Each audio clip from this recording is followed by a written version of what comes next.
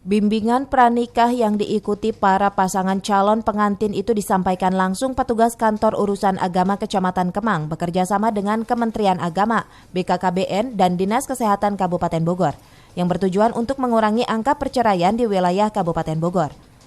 Fasilitator KUA Kecamatan Kemang, Apud Sarifuddin, mengatakan kegiatan bimbingan pranikah yang diikuti puluhan pasangan calon pengantin ini dibekali tentang persiapan keluarga sakinah, kebijakan pemerintah tentang bimbingan pengantin, dinamika rumah tangga, kesehatan reproduksi keluarga, dan persiapan generasi berkualitas.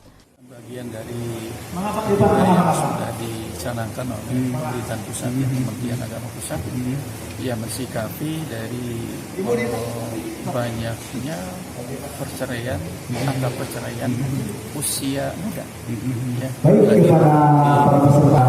dalam 4 pernikahan selama 1 tahun ada sekitar 3 kasus perceraian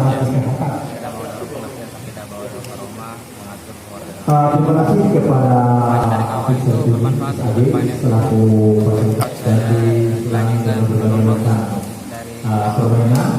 mudah-mudahan apa yang telah disampaikan.